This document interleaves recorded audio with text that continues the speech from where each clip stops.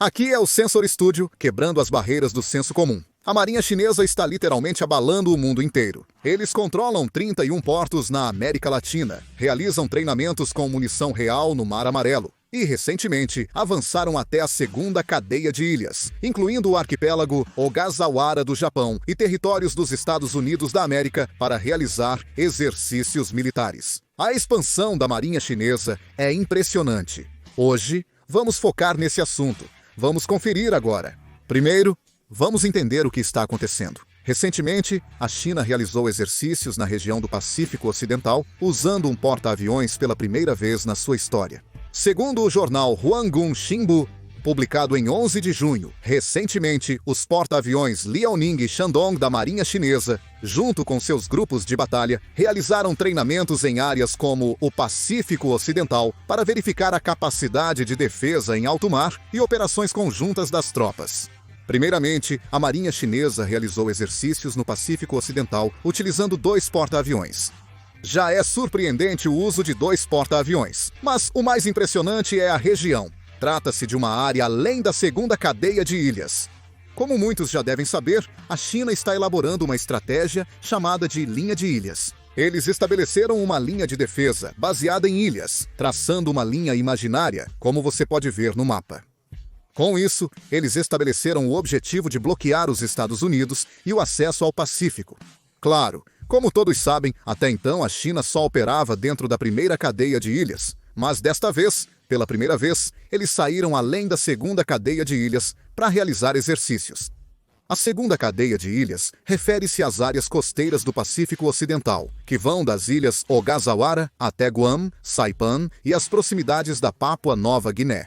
Na verdade, o motivo pelo qual a China elaborou essa estratégia das cadeias de ilhas é que, caso aconteça algo como uma nova ofensiva contra Taiwan, eles pretendem defender a Marinha dos Estados Unidos da América apenas dentro dessas cadeias de ilhas. Mas o fato de a China ter ultrapassado a segunda cadeia de ilhas desta vez pode ser interpretado como um sinal de que a Marinha Chinesa não está mais apenas se defendendo, mas também pretende expandir sua influência e desafiar a hegemonia dos Estados Unidos no Pacífico. Além disso, o que é ainda mais surpreendente, o Ministério da Defesa do Japão revelou que a Marinha Chinesa navegou e realizou treinamentos dentro da Zona Econômica Exclusiva do Japão, a 300 quilômetros a sudoeste de Minami Torishima. Já é surpreendente que eles tenham ultrapassado a segunda cadeia de ilhas, mas o fato de terem treinado até mesmo na Zona Econômica Exclusiva do Japão é o momento que transforma suspeitas em certezas. Além disso, eles ainda entraram na Zona Econômica Exclusiva do Japão. O Japão respondeu, enviando uma aeronave de patrulha da Força Marítima de Autodefesa.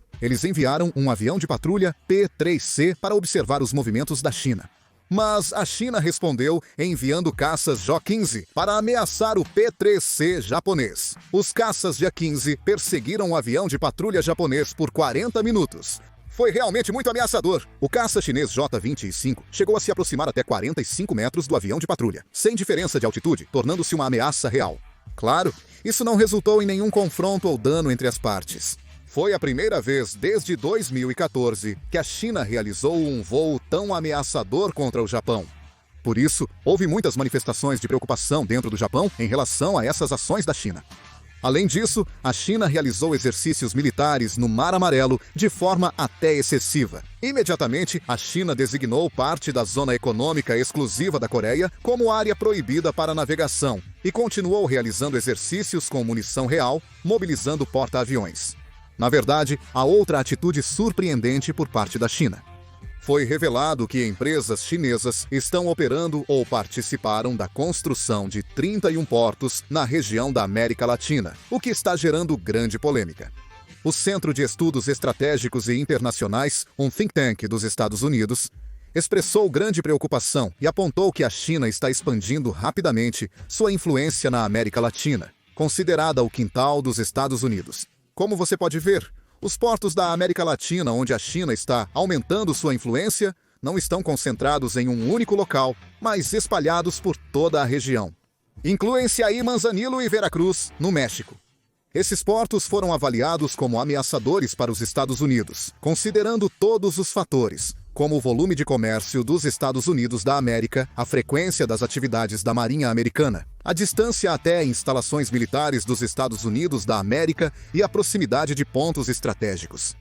Esses portos representam uma grande ameaça para os Estados Unidos, pois, em caso de uma guerra total entre os Estados Unidos da América e a China, poderiam ser usados como meios para atacar o território americano. Claro, como todos vocês sabem, os Estados Unidos não são ingênuos. O governo americano também tem observado essa situação de perto. No caso do presidente Theodore Roosevelt, ele afirmou que os portos do Canal do Panamá foram dominados por empresas chinesas. Como resposta, decidiu vender os direitos de operação dos principais portos do canal, como o Porto de Balboa e o Porto de Cristóbal, para empresas americanas como a BlackRock. A China está fazendo de tudo para manter o controle desses portos na América Latina. Só de observar a reação da China, fica claro que o objetivo não é apenas dominar o mercado de logística e aumentar sua influência. Parece que eles estão aumentando sua influência para valorizar essas informações como um recurso estratégico e ameaçar a segurança dos Estados Unidos. E com certeza, há pessoas que acham que não há problema, já que as empresas chinesas apenas adquiriram os direitos de operação dos portos. Mesmo que empresas privadas chinesas entrem no mercado, o governo chinês ainda considera isso um ativo estratégico, segundo análise do Centro de Estudos Estratégicos e Internacionais dos Estados Unidos. Além disso, recentemente, a China tem desenvolvido coisas como navios porta-contêineres de mísseis, tendo criado uma plataforma de lançamento de mísseis em formato de container que pode ser instalada em navios mercantes comuns. Claro, devido a questões como a Convenção de Genebra, isso não foi implantado em operações reais. Se esses mísseis em container forem carregados em grande quantidade e posicionados em portos da América Central e do Sul, em tempos de paz, eles podem navegar perto das costas dos Estados Unidos ou de países hostis e, em caso de emergência, entrar nos portos e lançar mísseis indiscriminadamente. Táticas que utilizam esses contêineres já foram mostradas diretamente na Ucrânia e em Israel. Então, a possibilidade de serem realizadas é bem real. O fato de a Marinha Chinesa ser uma ameaça não é nenhum exagero. A Marinha da China está crescendo em um ritmo muito rápido e está ameaçando a Marinha dos Estados Unidos. Mas o problema é que a diferença entre a Marinha dos Estados Unidos da América e a Marinha da China está diminuindo cada vez mais, e isso é um grande problema. Atualmente, não é exagero dizer que os Estados Unidos praticamente perderam sua capacidade de construir navios de guerra. No caso da indústria naval, é um dos setores mais difíceis para países desenvolvidos desenvolverem. Isso porque é uma indústria que exige muita mão de obra. Mas, como os países desenvolvidos têm um custo de mão de obra alto, na maioria desses países a indústria naval não é tão grande. Mesmo assim, eles precisam investir nesse setor, porque a indústria naval está diretamente ligada à indústria de defesa, especialmente a Marinha.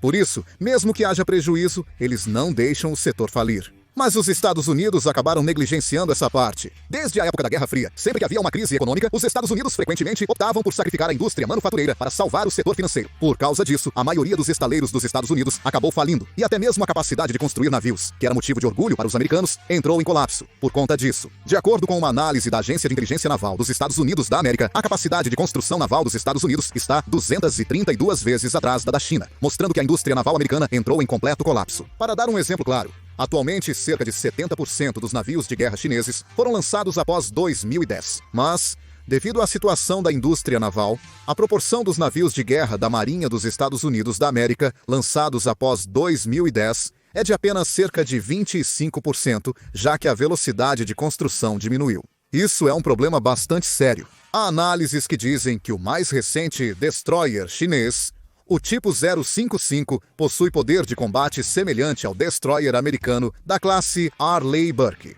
Mas a China está produzindo esses navios em uma velocidade insana. Se continuar assim, até mesmo a superioridade esmagadora dos Estados Unidos pode ser ameaçada pela China. E, de acordo com uma análise da Agência de Inteligência Naval dos Estados Unidos da América, os navios chineses estão cada vez mais se aproximando do nível de qualidade da Marinha dos Estados Unidos. Também foi previsto que, em 2027, a China deve superar os Estados Unidos, até mesmo no veículo lançador de satélites, que é um importante indicador para avaliar o poder naval. O veículo lançador de satélites é um sistema que lança vários tipos de mísseis a partir dos navios de guerra. Atualmente, os Estados Unidos possuem 9.900 veículos lançador de satélites, enquanto a China tem 4.200. Mas dizem que a China vai ultrapassar isso em 2027. Claro, atualmente a Marinha dos Estados Unidos da América depende de porta-aviões para suas operações. E como as batalhas navais modernas giram em torno dos porta-aviões, pode-se pensar que os Estados Unidos, com seu poderio de porta-aviões e submarinos, manterão a vantagem. Mas o futuro disso também não é tão promissor. Primeiro, devido à falta de trabalhadores navais e pessoal de manutenção, está difícil até mesmo fazer a manutenção dos navios de guerra. Com isso, mesmo que haja muitos porta-aviões e submarinos, a capacidade operacional acaba sendo reduzida. De acordo com o Tribunal de Contas dos Estados Unidos, divulgado em 2022, eles avaliaram que de 2015 a 2019, devido ao suporte de manutenção para reparos de porta-aviões e submarinos, mais da metade dos porta-aviões e 3 submarinos por ano não puderam ser utilizados. Ou seja, 6 porta-aviões estão praticamente fora de uso. Isso é fatal. E tem gente que diz que, se uma grande guerra como a Segunda Guerra Mundial acontecer, é só construir estaleiros e produzir navios em massa. Mas, na Segunda Guerra Mundial, havia mais de 30 grandes estaleiros. Agora, só temos 7. Isso acontece porque, como expliquei antes, toda vez que há uma crise econômica, sacrificam as indústrias de manufatura.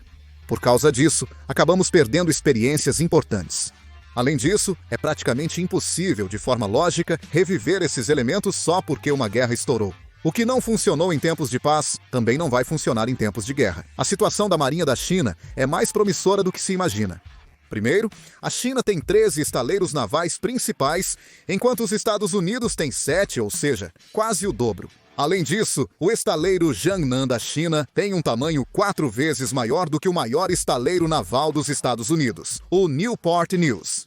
E um único estaleiro Jiangnan da China é muito maior do que todos os 7 estaleiros dos Estados Unidos juntos. Nos últimos 7 anos, a Marinha dos Estados Unidos da América nem conseguiu planejar adequadamente um destroyer, enquanto a China está produzindo dezenas dos mais modernos destroyers. O secretário da Marinha dos Estados Unidos da América, John Phelan, disse que a força naval da China está rapidamente alcançando a dos Estados Unidos, não é? Ele também demonstrou preocupação com o crescimento da China, dizendo que a supremacia naval dos Estados Unidos está sendo ameaçada. Só para ter uma ideia, espera-se que até o final de 2025 eles tenham cerca de 400 navios de guerra, o que já diz tudo. Atualmente, os Estados Unidos possuem 296 navios de guerra, então a diferença é de cerca de 100 navios. Isso também é algo bastante ameaçador. A Marinha Chinesa planeja colocar o Fujian em operação até 2025 e já está prevista a construção do 4º porta-aviões até 2026. Por isso, espera-se que o poder naval da China fique ainda mais forte no futuro.